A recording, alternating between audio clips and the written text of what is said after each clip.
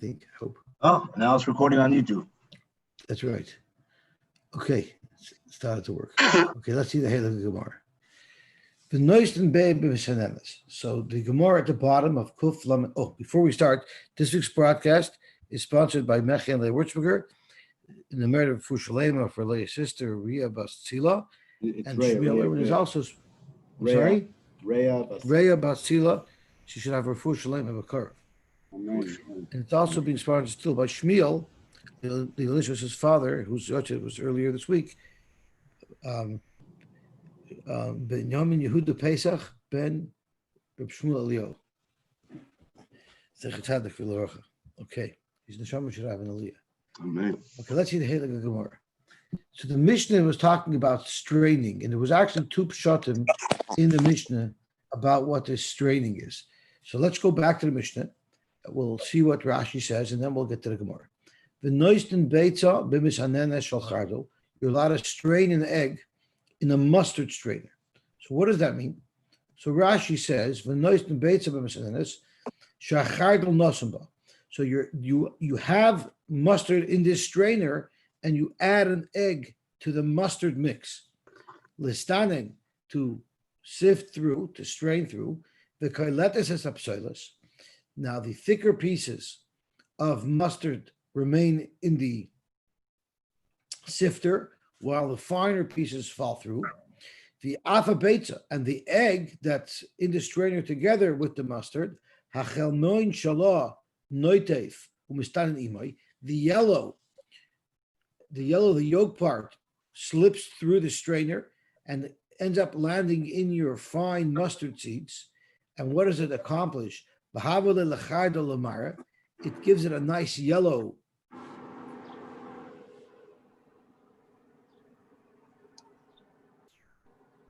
A nice yellow what? Now he's having internet problems. Oh. That's why we can't see him. It looks like he froze. Can't fit through the internet strainer. Yeah.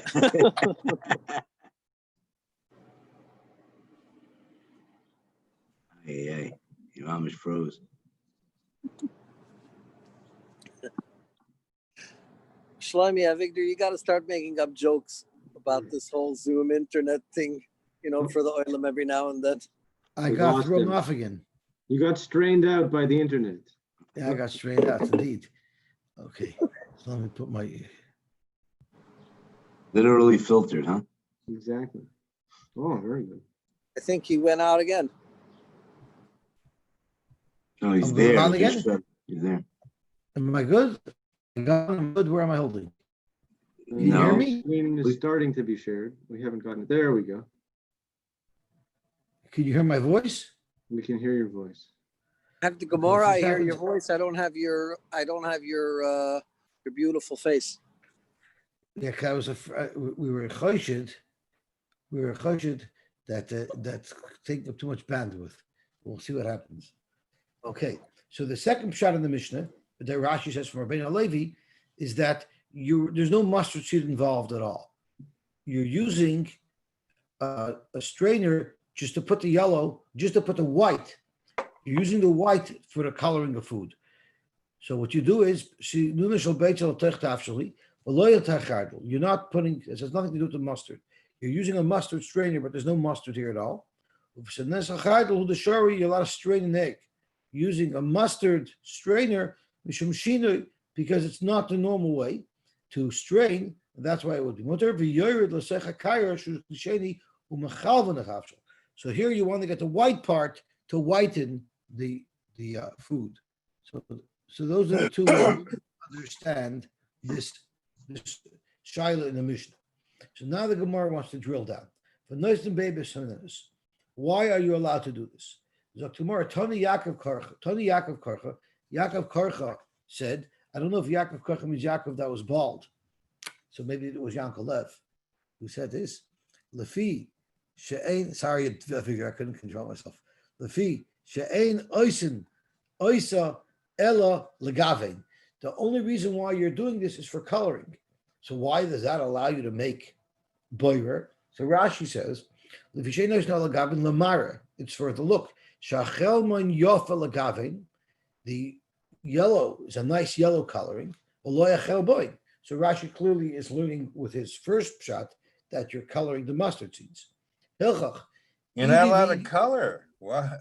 Coloring is also Excellent point. Excellent point. For food, Coloring by yeah. food is not a problem. food is not a problem. Because it's a food item. So you're allowed to color food. So the Otherwise, wine you in can't. particular Otherwise, you about won't be able to adding- have coffee. Yeah, That's right. As a matter of fact, now that you brought up coffee, Reb Moshe says, Avada, there is no Isser to color food. However, Reb Moshe was makbid when he made his coffees for himself. He did not rule it for everybody else, but when he ruled it for himself, he said, that's why I take a cup and I put the coffee, the instant coffee, into a cup. Then I take another cup, which I fill with hot water from the urn. And then I pour that hot water into the cup with my coffee. Not because I need a kli shlishi, but this way I'm not putting the coffee into the water. Really, I would put the coffee into the water, but I don't want to be tzeveya, even though it's a Michael. So I pour the water into the coffee, so I'm avoiding tzeveya. And When does he put the milk in? and maybe drank it black. But that was always my pet peeve, that all these people who want to be makbid and their Moshe are doing it at the expense of Mom and Hektish. Because you come in Shabbos morning into the shul, not anymore, you see cups all over the place. Because heaven forbid that I should use a cup that somebody else poured water into just to spill out.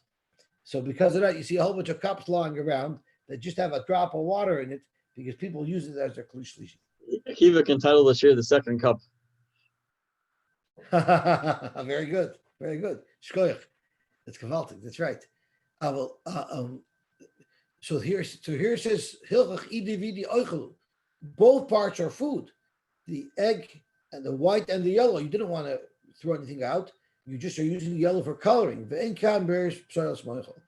the Achronim, it bothers them a little bit. There still is. I'm separating it. Whoever said that just because it's for coloring, so that's now an exemption to the Isser of Boyer? So there's talk about it. So Rebbe Elvin quoted from different poskim. One is that really this is oichel and oichel. You normally you're not allowed to be borrowed one oichel from a different oichel. If I want to eat one, I don't want to eat the other. But here, sai it's oichel and oichel, and sai I don't want to eat either. It's just so they're both like soils. I don't want to eat either. I just did it for coloring, and that's why it wouldn't be a problem. So there's two things here. In addition that I'm only doing it for coloring, I either want to eat both or don't want to eat both, and therefore it's not covered by the Isra Bar. Itmar, Chardol Shaloshu Erev Shabbos. So it seems like the way they would prepare this mustard, it had its own internal moisture, and they were able to knead it together into some type of thick mixture, like a dough. So Chayil Shaloshim Erev Shabbos, L'mochar on Shabbos, Amarav Memachay B'kli. You're allowed to mix it a little bit and stir it a little bit in the keli with a spoon, with a utensil, Avaloy b'yad, but not with your hand. And Rashi tells us, Memachay B'kli, Mash Mezeo Shinashaloi, Veinu Memachay b'yad, the Mamchal Shaper Tvei. So Rashi said the normal way to knead this would have been by hand, because it mixes it really well. You're not allowed to do that by hand because it's a shaila of a losh. Therefore, you do it with a keli where it doesn't mix it quite so well, and it's a shinui, so that you're allowed to do that. You're allowed to do that. On only Shmuel, that doesn't make sense. Biyad, atu kol yoima mam chulei biyad, Michael Chamorbu. Who mixes things with their hand? For donkeys, you mix food with your hand. For people, you use a fork. Did anybody ever work in the kitchen? No comment. Ella, Amar Shmuel, memachay biyad, you mix it with your hand, exactly the opposite. The right way to do this with a keli. So the shinui way is by hand, and it's on Shabbos, you should do it with the shin. Itmar of Elazar Amar, echadze vechadze aser. It doesn't make a difference by yad, doesn't make a difference by kli, it's all aser. Rabbi Yochanan Amar, echadza, echadza mutter. Rabbi Yochanan was mekel and said you're allowed to do it in Malashach. Abaye v'Rava, the Amri Tarvayu ain't halacha Rabbi Yochanan. They paskin not like Rabbi Yochanan, meaning they were machmir like Rabbi Eliezer, I guess, or they paskin like Rav. It doesn't say, it just says ain't halacha Rabbi Yochanan. I'm not sure if they're paskin, maybe they're paskin like Rav, and we'll soon see that in fact they were paskin like Rav. The machab kli of olebiyat. And they said, so when they said ain't halacha Rabbi Yochanan, they meant like Rav. Come Rabbi Yochanan, but she tossed it to Rabbi Eliezer. Then Rabbi Yochanan decided to be more machmer, and he decided that everything's also bein biyad, bein bekli. And then come Rabbi Eliezer, but she touched the Shmuel. And then Rabbi Eliezer, who said that everything is also, he decided to pass like Shmuel that it's mutter biyad and also bekli. So everybody was playing merry-go-round on musical chairs. No, everyone was playing musical chairs on what they were passing. And then Abai and Rava came back around and said, Amr Tavayu, Allah Rabbi Yochanan. So relevant spoke out from somebody, I don't remember from who, that first they paskined not like Rabbi Yochanan, not like Rabbi Yochanan. So what was the Havmina, what was the Maskana? The Havmina was normally halacha karav b'isurei. When Rav and Shmuel argue, the halacha is karav b'isurei, halacha Shmuel b'dini in Mamonis. So they passed like Rav, which would be that it's a mutter b'yad, also b'chli. But the halacha is, then they learned that Rabbi Yochanan paskin something, then the halacha is sign out like Rav, sign out like Shmuel, but rather it's like Rabbi Yochanan, so then they changed to paskin like Rabbi Yochanan. Ime de Abaye, the mother of Abaye, and we know it wasn't really his mother, it was the woman who raised him. Of the lay, she made him, she says, Abaye, look what I made for breakfast. I made mustard mix. And he didn't want to eat it. Not because he didn't like it, it's because he held you weren't allowed to mix it on Shabbos. The visit the Zira, the wife of Zira, of the lay, L'Rabchia by Rashi, she made it, the daughter of Zira, of the lay, L'Rabchia by Rashi, I paused. The visitor, here's the wife of Zira, served her husband's Talmud. Who was her husband's Talmud? Rabchia bar Ashi. So she served this dish to Rabchia bar Ashi, and he wouldn't eat it. Omer lay. So the wife told the Talmud, I made it for your Rebbe, my husband Zira, and he ate it. You're going to be firmer than your Rebbe? Omer Rabbi bar Shavi, I was in front of Ravina, uvach b'shufsa the tuma. What he did was he mixed it, not with a spoon, not with his hand, with a clove of garlic. And then he ate, because that was a real shinoi, that's a real different way of doing things, and that's why he was masking to eat it. We don't pass like any of these things that we quoted until now. Elok yihad itmar. Rather, we pass like the following. Chardal shaloshu Erev Shabbos. If you already needed the chardal from Erev Shabbos, l'mocher on Shabbos, memachoy, you're allowed to mix it again, bein biyad, bein b'chli. You would mix it to soften it up. V'noisen l'soichi dvash, and you could put honey into it, v'lo yitroif, and you're not allowed to mix it, you're not allowed to beat it really well. Now, before we get into the beating, this memachoy is like stirring it with your hand, softening it up a little bit. The Achronim asks, such as the Bir Halacha, how could you allow even this memachoy? Isn't it like losh? If it's like losh, sure you made losh from Erev Shabbos, but you're doing it more on Shabbos. How are you allowed to do it? So the Bir Halacha, he uses like a funny nusach. He's really bothered by this question. The Bir Halacha actually says velulei the mistafina. So he's really afraid to approach this heter. Chaim, see what we're saying? Maybe it's like the Hungarians who make Eimetzwiebel. They actually did it during the meal when they had that heter. I hear it was done right away. It was done right before they ate it. No, it's not a joke. It seems like here they didn't, because if you're doing it right before you eat, that's their chachila. That's always water. So they must have done this before. Okay. So he asks. It bothers him very much over here. He says as follows. he asked, how could it be possible? How could it be possible? The mechaber shekosvei el ma'arv mat bukin mashatir bekemach koli al yad avol min habeis Yosef yes apostle in mashmekain gam begamor lenisker there's a dafka al yad. You're not doing it a little bit at a time. So he doesn't understand how you're allowed to do it. If it's something that can't be gibel, it's going to be worse. But he has a problem. How could you mix this? So he says, "Velula de mistafina." We'll just see how we first out. We won't do the whole thing.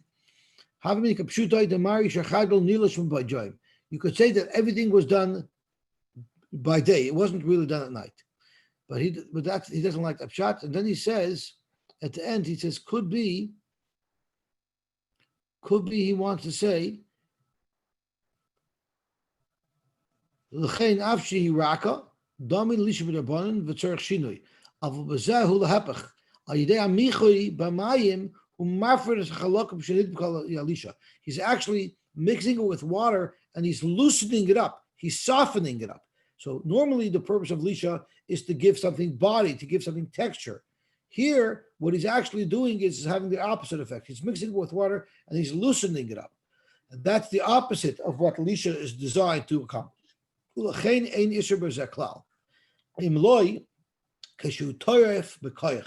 he's beating it really, really hard, and that's what we're about to learn.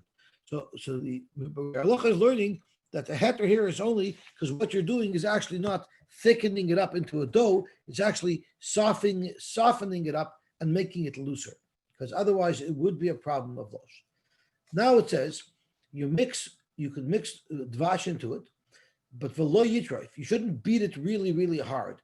Rashi says yitroif means to beat it kederch shetorf and beitzim bekaira, like you normally beat eggs, the kaf with a spoon, derech treifa, like you're really hitting it hard, shemaka bekoyach. So that you're not allowed to do to this mixture. Elama arif, you just mix it smoothly. Shachalayim, which I think is cress, some type of green leafy vegetable. That you ground them before Shabbos, chopped it up into fine pieces. The next day, you're allowed to mix in oil and vinegar, and you're allowed to put in some mint. Again, you shouldn't beat it very hard. You could just mix it gently. A garlic that you chopped up finely from Erev Shabbos. The next day, you're allowed to put in these different types of beans. You shouldn't grind. You could just mix it smoothly together. And you can add some mint. My amita, ninya, which is mint. Or from the fact that we're talking about adding mint to this cress, obviously, it must make it taste better. It must be a good recipe. So Agav Orcha, when you're learning Hilchos Shabbos, you also learned about a good recipe. If the Rabbanim are talking about how to prepare it and they include mint as one of the ingredients, it must be that that's a good ingredient. So Rabbanim get the first introduction to new recipes, because when a lady's making a cookbook and she wants to post a recipe, she runs it by the Rav to make sure it's completely kosher, to make sure it's consistent with Hilchos Shabbos. So the Rav gets the inside scoop on the latest information of the recipes. And that's what you see from this Gemara. The next thing that the Mishnah discusses on Amud Beis that we learned yesterday was you're allowed to make a gumlin, and no one explains what a gumlin is, but you see from Rabbi Yehuda that he limits the amount of a gumlin that you can make. He says on Shabbos you can make one kois, on Yom Tov you can make a little pitcher, and on Chol Hamoed you can make as much as you want. So we're going to see what this agumlin is, and in the process, we're also going to learn about other types of refuahs. Yes. Apparently, only article I was able to see that there's no gimel there. It's a nun in Numlin. It's a Numlin. In Numlin, right? It's unbelievable. If you read it right, you don't sound like such Amoritz. What a concept! Thank you very much. I wouldn't have known it either. Just the articles has an end. There's the end. There's a letter N. Okay. Thank you very much for bringing it to my attention. Otherwise, I'd be making a fool out of myself the whole day. Thank you. You saved me yesterday. You got me clarity on covering things over. If it's oil, if it's near, like it looks like you're sifting. We learned the different isurim yesterday of why you're not allowed to cover pictures. Okay, Chaimchi, fire away. We're on the subject of mustard. I have a question for the oilam that I've never been able to figure out. Rashi in Parshas, I think it's Parshas Vayera, seems to be such a fan of mustard that when he's commenting when the Malachim came to visit Avram Avinu served them tongues. Rashi says with mustard, bechardo. How does Rashi know that Avram Avinu served them with chardal? Does anybody know that? It's not a Gemara somewhere? Isn't Rashi quoting a Gemara? I'm asking you. Rashi's not quoting a Gemara. You're the one who went through Shas Zalman, not me. What word is that comment on? When Rashi, here. Yeah, that's the incident. But on what particular word? Do you remember that? I think it's quoting a medrash, no? Yes. First of all, on the base of Migdash, also they ate, all the meat was eaten with mustard. So Yum. That was before Heinz came along. So I think just And Rashi is called French mustard. French is right. What is that? What is that brand? Oh, very good, Shmuel. It took me a second to get what you were talking about. Frenchies. French mustard. French, yeah. French is a brand name. The brand name. Grey Okay, Poupon, right? The okay, so the Olam Tain is that Rashi is quoting a medrash. I don't. Yeah, I'm not finding it. I think so. Gimel par maya kedei lachilon gimel l'shrenis b'chardol. So what does note 11 say? Note 11 says, Bav mitzia pe vav amid beis. he's almost always quoting a medrash. So Rashi is quoting the Gemara on Bav mitzia daf pe vav amid beis. Okay, Okay, so Chaim, see, you got homework to do. I know in a way I'm happy and in a way I'm sad because if it's an open medrash or an open note or something that Joseph Zalman showed us, then I'm a bit embarrassed that it was so obvious. But I have to make sure that I don't get embarrassed for asking obvious questions because otherwise I'll never learn at this year. Here's the rule, Chaim Tzvi. When Rashi says Amar Ani, that's his opinion. When he doesn't say Amar Ani, it's always from Chazal. So When I say 90%. Amar Ani, it's my wife's opinion. That's only because you're recording on YouTube. David, do you still smoke? I vape now. Oh, okay. Why? No, because this is a good subject. I could share a good cigarette with you on this. We could spend a couple of hours on this, Cardo. Okay. Okay, gewaltig. So, the oisen anumlin b'Shabbos. Tanarbon, oisen anumlin b'Shabbos. The ein oisen aluntis. You're allowed to make anumlin, but not aluntis. And the reason is, let's see if Rashi says anything over here. Aluntis is she'enoi lamashka. It's normally not drank by people who are thirsty. It's not a normal beverage that people drink. The only reason why people drink it is ela letzanin la'achar merchatz, to cool your body off after you go to a beis merchatz. The dugmas refuah, that looks like a refuah. So things that are, even though they're refuah, but they're normally eaten, such as chicken soup, that you're allowed to do on Shabbos. You're allowed to drink that on Shabbos.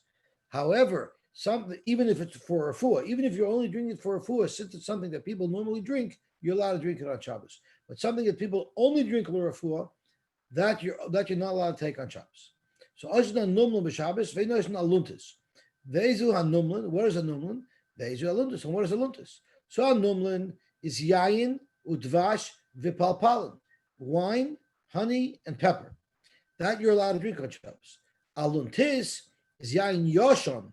It's aged wine, umayim tzlulin, and clear water, parsimon and balsam. I think that's what the parsimon is. The avdi lebei mesusa, it's made for after you come out of the shvitz, lemekar, to cool off. Omer Rabbi Yosef, Zimna Chada, one day, all this basar Mar Ukva lebeibani. I went with Mar Ukva to the Beis HaMerchatz. Kinafki, when I came out, Osoi Ashkian Chamra, Chat Kasa, he gave me one nice glass of wine. For Choshi, and I felt cool. It impacted me. Me binsa de Rashi, the atufra de kari. From the little hair on the top of my head down to the nail of my toe, I felt it. The Ashkian Kasa Achrina, had I had another glass of this wine, Hava Mistafina, I would have been concerned, Dilma Manakali Bitzchuse, the Almadasi. I would have been afraid that they would have taken away from my schusim. And we're going to see why. Rashi says the reason why is because so it would have been so powerful it could have hurt me, and it would have caused me schusim to bail me out. I would have to cash in some of my chips for Olam Haba. Other Rishonim learn it's because it would have felt so good. It was such a massive tainig that I'm afraid it's going to cost me Olam Haba. In fact, the Gemara from Mar Ukvi the Shosi Kol Yema. Mar Ukvi drank it a lot. He drank it all day, and he didn't have any problems like that. He wasn't concerned. Mar Ukvi the Doshbe, since he drank it regularly, it didn't have such an impact on him. Okay, Zok the Heilige Mishnah. Ein Shoyin as a chiltis beparshin, you're not allowed to soak something called cress in warm water. And that's because that's only for medicinal purposes. You're allowed to put this chiltis into vinegar. And I believe Rashi tells us, it's no. So if it's in water, it's only going to be done refuah. Doesn't taste good, and therefore you're not allowed to do it in Shabbos. But chayvit you're allowed to metabel boy my choloi because it was used for a dip. So that is beit flachila that you're allowed to do. Vein shoyel sekashinin, you're not allowed to soak these types of beans. And you're not allowed to rub them, and that's because you're separating from them the psoilus. Rashi says if you put water on them, then the psoilus rises to the top, and if you rub them with your hand, it takes the psoilus off as well. You're allowed to put it into like a basket with holes in it, even though the smaller pieces of psoilus will on their own fall out of the basket. So in the way you're indirectly straining it, that's allowed. In carving is a tavin bekiver. You're not allowed to sift straw in a sifter to get rid of the pieces. And you're not allowed to put it on a high place. And there's different reasons why that would happen. Either if it's in a high place, there's holes and it'll fall out, or maybe the wind will blow away the psoilus, but it's something that's going to cause the psoilus to be separated out.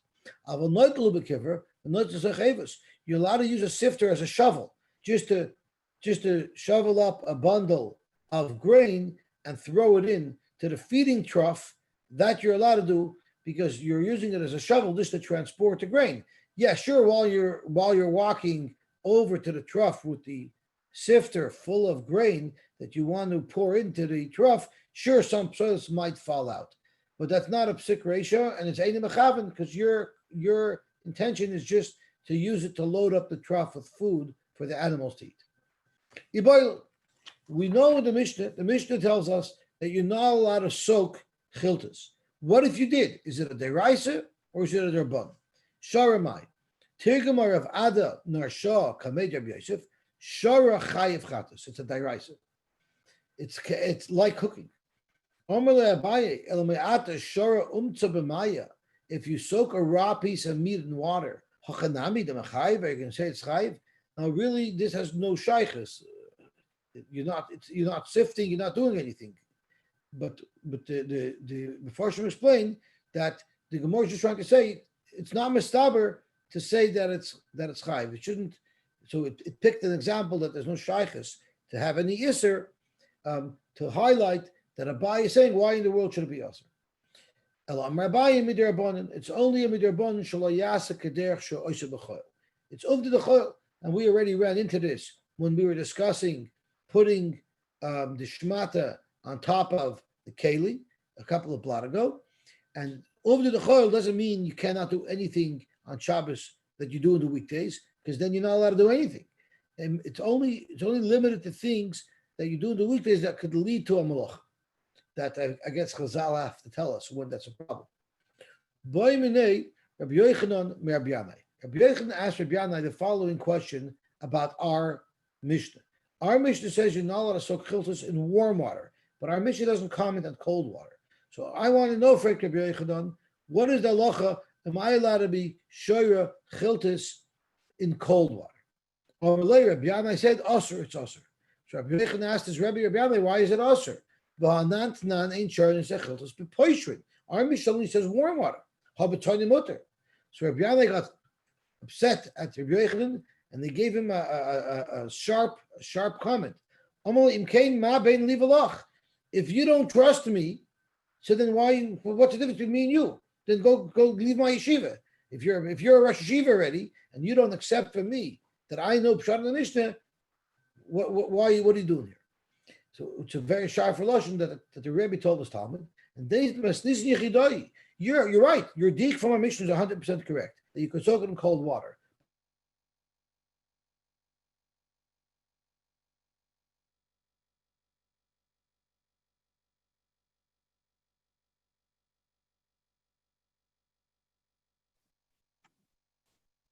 I think you got stopped again. Oops. How long does he go before he realizes that we can't? Yeah.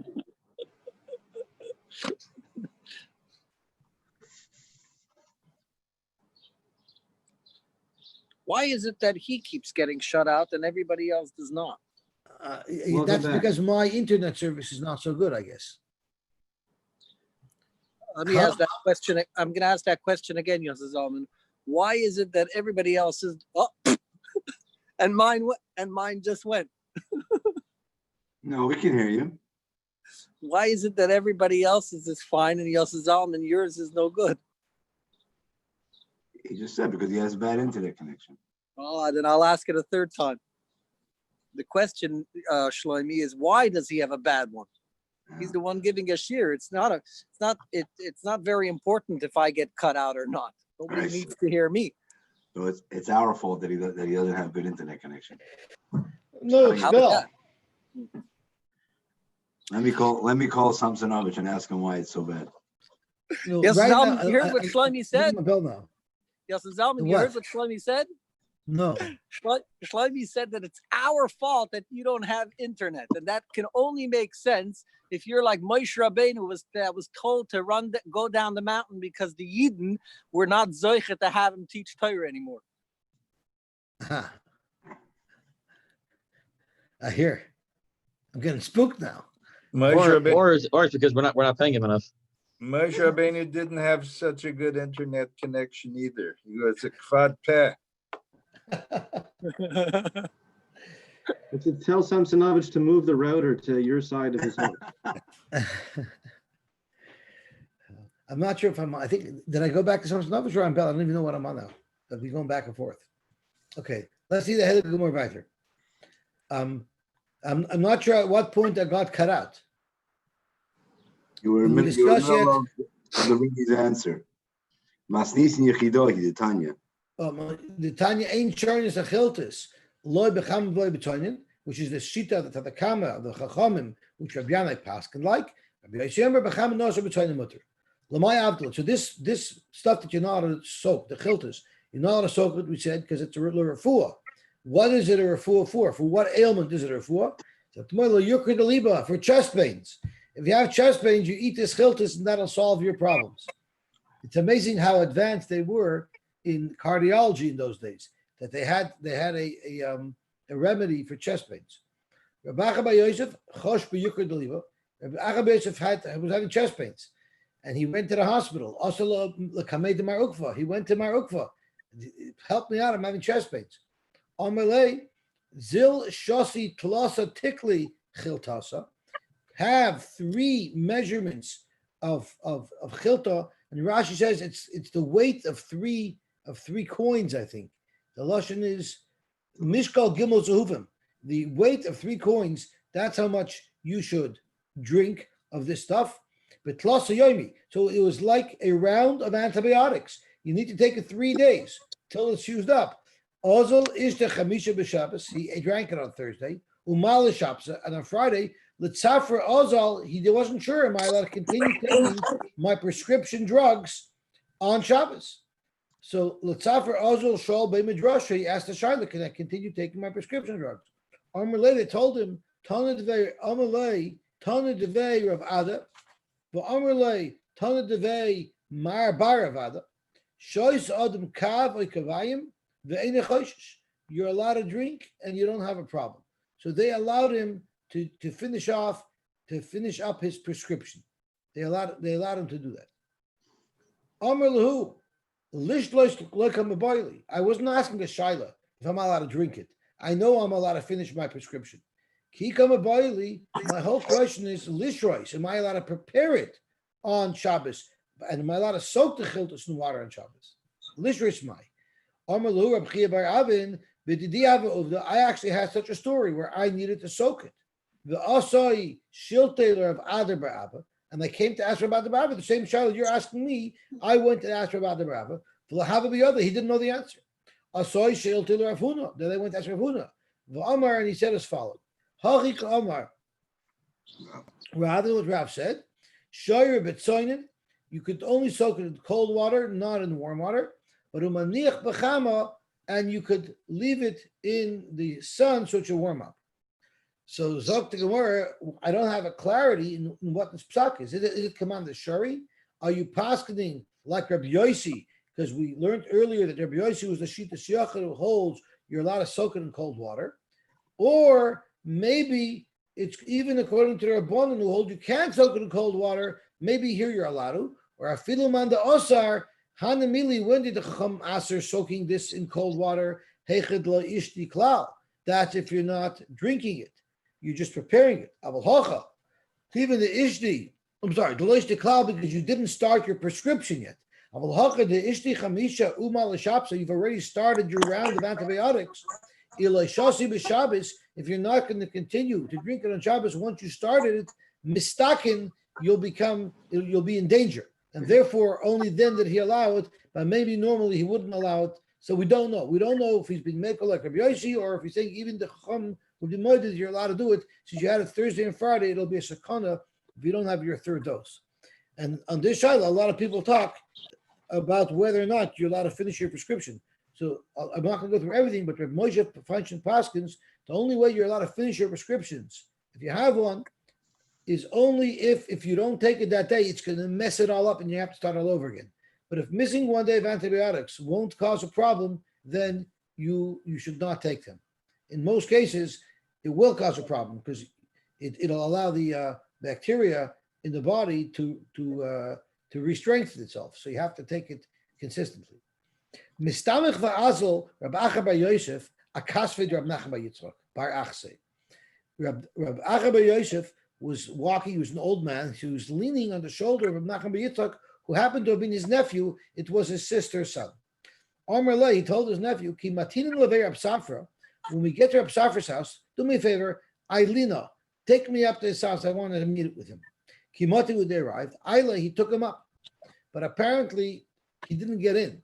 So they took him in, and Rab Acha bar Yosef got in, but Rab Nachman bar Yitzchak waited outside. And he asked Rab Safra the following question. Malik is kusei kisnisa b'Shabbata. Am allowed to, after, if I have a wet beged on Shabbos, and it's a little hard, and I want to rub it in between my hands, am I allowed to do it on Shabbos? Now, people do it. When people do it, he's asking, when people do it, what is their intention? Is it is the main intention why people rub the beged to itself is to soften it up? Because after washing it, I guess it gets a little bit rigid, and to soften something up, there's no problem. But shaper dummy, you're allowed to do that. Or maybe the main reason why people do it is because it gives it a brighter whiteness when you scrunch it up and rub it together, and that would be a problem of libun, and then it would be usher. Reb Safra said, you know why people do it? The main reason why people do it is just soften it up. The sharper dummy, and you're allowed to do it. Kinofak, when he left the office, also Omerlei, my boy Marmine, Rav Nachman bar Yitzchak asked his uncle, "What did you ask from Reb Safra?" Omerlei, boy Mine, the question that he asked him was Ma'olikas Kusei Kisnisa b'Shabbata. Barmali and the Rav Paskin from Reb Safra Paskin Shaper dummy. I'm allowed to. So Reb Nachman bar Yitzchak asked, "Why did you ask him the shaila about a beged that's washed? The tebe lamar sudra. You should have asked him about a sudra, which was a head kerchief that men used to wear. Are you allowed to rub that on Shabbos?" So he said, so the uncle answered, the Bach answered, Sudra loy kamaboili. I didn't ask Reb Safra about a sudra. You know why? The boy Merafuna, because that's a question that I have already asked from Merafuna in the past. Upashutli, and he paskin for me that you're not allowed to. So Gemara, the Tivshit Leilamar Misudra. So why didn't you understand that if the sudra is usher, so too the beggar should be usher? There it looks more like you're whitening it. A person is more makbid on that shmata that he puts on his head that it should be white. So there it's more of a reason to usher. Here it doesn't look so bad, so I thought there was a reason to ask, and I was right, because in fact, Reb Safra paskin for me that is a mutter. Amr Abchista, Haikas Nisa, if you have a beged that's drying and it's on a hanger, of course it's dry enough before Shabbos that you could wear it on Shabbos, because if it was wet, it would be muksa. So the halacha is the hanger, they didn't have a hanger like it was a keli, they just had a stick, which would be muksa. So the halacha is mishalfoi lididei mikan yashari. You're allowed to lift it off of the hanger because you're taking the beged, which is not muksa. But kanya mimena osir. But to take the hanger out of the beged, that would be osir to do, because that is going to be muksa. Amrava, the kli kiyuhu, if these are kalim that belong to a weaver, mutter, then it would be mutter, because it has a tarish kli, it's not muksa. Amr b'chista, hai kishisha de yarka. If you have a bundle of vegetables, ichazi l'maichel behema, if you can use it for maichel behema, then shoyel tutuli, it's not muksa. But if you can't use it for anything, then also it's going to be muksa on Shabbos. Hi, Talgi the Bisra, this string that has meat on it, shori little tule, you're allowed to carry it on Shabbos. And Rashi says that it was salted and it was cured. You're allowed to salt, you're allowed to carry it on Shabbos because people eat those things. People eat them. But the carver, if you have salted fish, that usher, no one eats that. Nobody eats raw salted fish. Therefore, it's muksa on Shabbos. Very, very shver gemara. Very shver gemara. No one eats salted fish. That's raw. No, it's very shver gemara. Amar Katina. Ha'imid be'emtza amita. If someone stands in the middle of a bed, of a matrimonial bed, a bed that a man and a woman normally sleep in, ki ilo oimid b'kreisha shel isha, it's as if he's standing in a place where it's not sneistic, because it's going to lead to here. If someone's on a bed, a matrimonial bed, he's going to think about what goes on in that bed, and it's going to lead to here. V'lav melsi, it's not a problem. You can jump on the bed as much as you want, have pillow fights to your heart's delight. There's no problem. V'amr Abchista bar beirav. So a bar beirav, meaning someone, a Talmud Chacham, a bar beirav, the Zavin Yarka, who's buying vegetables. Let me give you business advice on how you should select your vegetables when you buy vegetables. Lisbon Aricha, buy long, make sure there's long stalks in that bundle of vegetables. You know why? Because kisha, all bundles have the same circumference. When they package them all with the same circumference.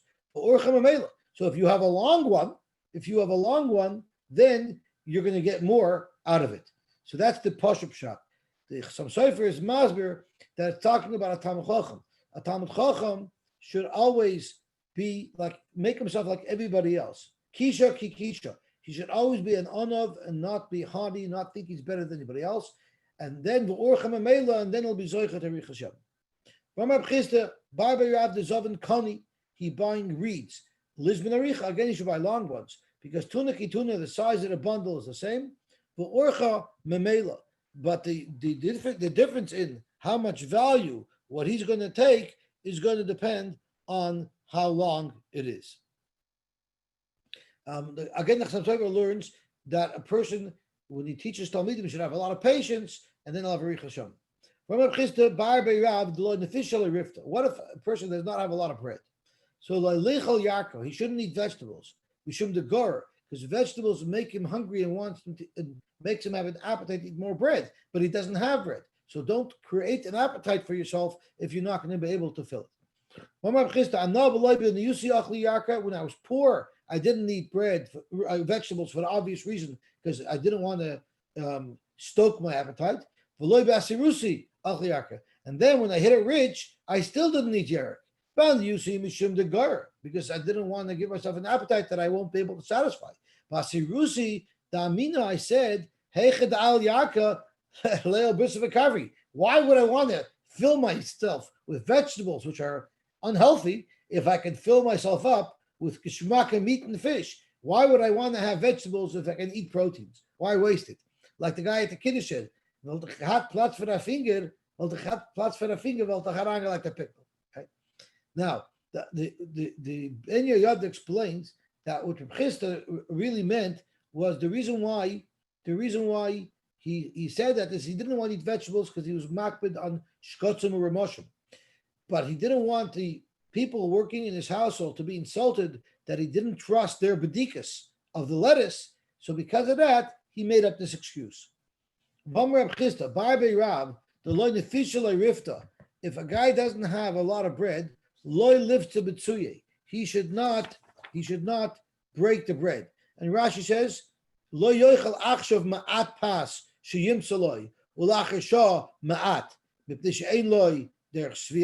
don't eat a little bit as you find it, because you're never going to be satisfied. Rather wait till you can get enough together. And the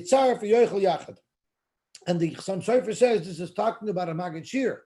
A Maggid Shir shouldn't just prepare a little bit at a time and then tomorrow a little bit at a time. No, a Maggid Shir has to learn the whole sugya and know klor, and then he can start saying a long shir.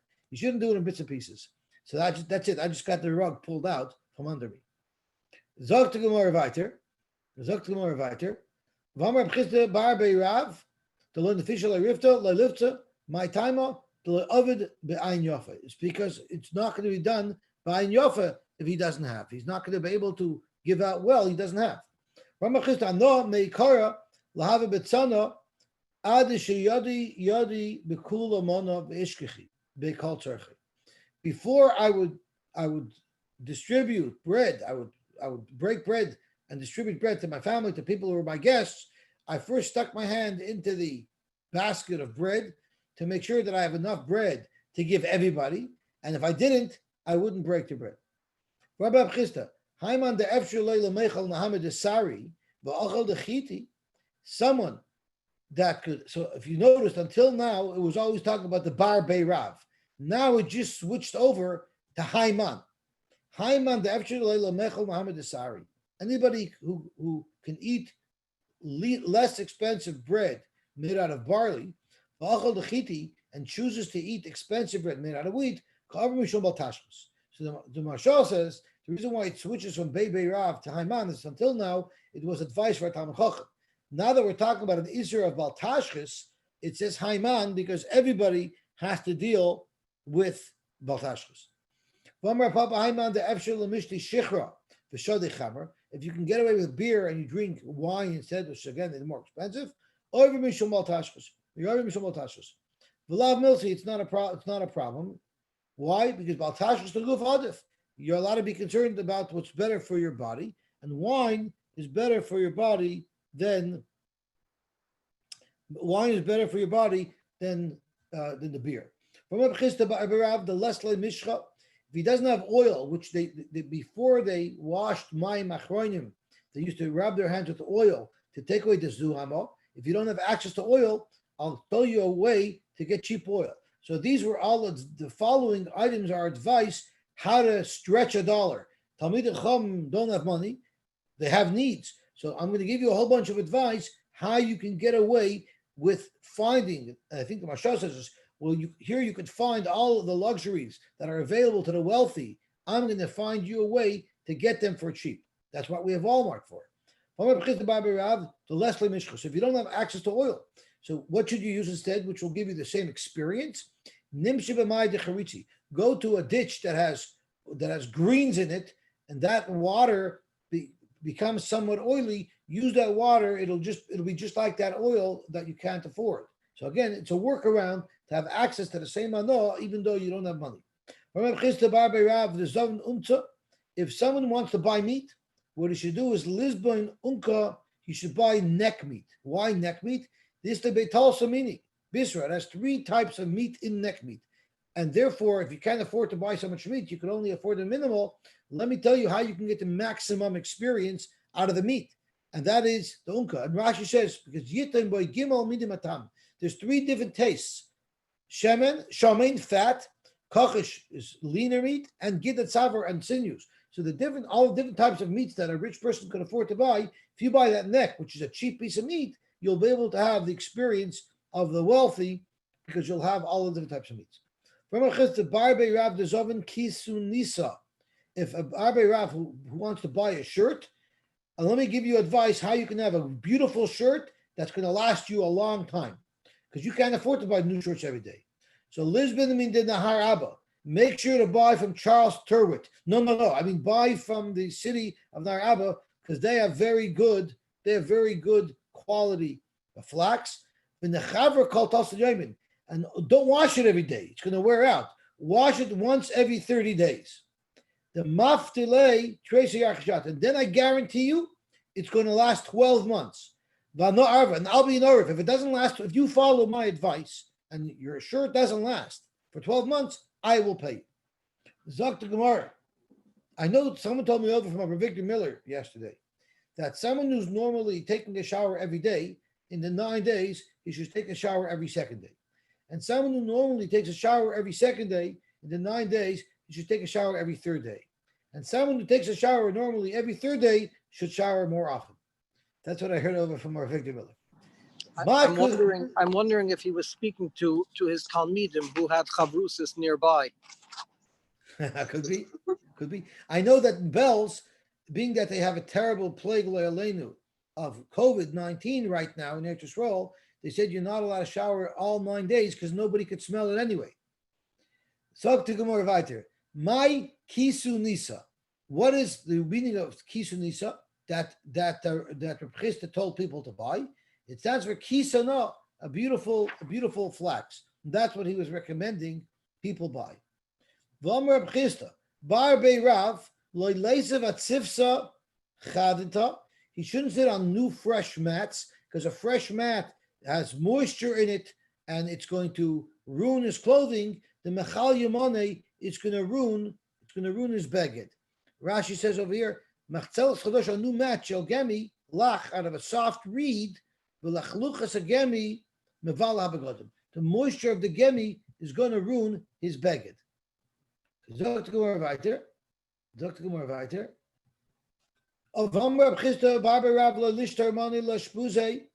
He should not give his beged, if he's a guest somewhere, he shouldn't give the hostess his begadim to wash. He shouldn't say, if you're doing laundry, can you throw my shirt in? Could you throw my underwear in? He should not to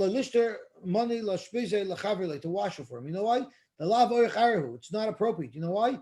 Because what if he had an emission and there's zera on his beged? She'll see it. She's going to see something, and it's going to cause that she should not respect him, and therefore he shouldn't have his host wash his laundry.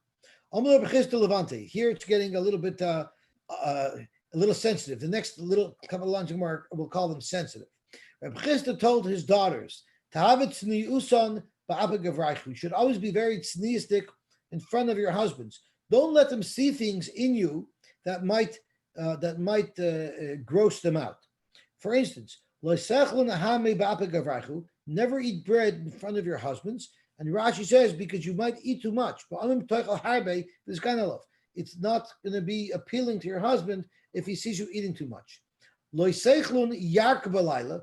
Don't eat vegetables at night. And Rashi says because it'll give you bad breath, and you have to have good breath for your husband. Lo yisechlun tmari b'layla. You shouldn't eat dates at night. Lo yisishtun shicher b'layla. And don't drink beer at night. And Rashi says because they make you gassy, and it's not appealing to your husband if you're going to be very gassy. Never use the same bathroom that your husband uses, because the last thing you want is him to come in and take a whiff of what you left over. Again, it's not going to make you endeared in his eyes. Inish, if someone knocks at the door, don't answer, don't say who is it with a male word. When we say in English who is it, it doesn't have a connotation of gender. But when they in Lashon Kodesh or in Lashon Bavli, Manu would be who is it, but in male with a male gender. Don't say that. Elamani, ask Mani, which would be a female gender nugget, because you don't want your husband to think that you have some relationship going on with another man. Now, this is a very sensitive Gemara. I hope everyone is married here.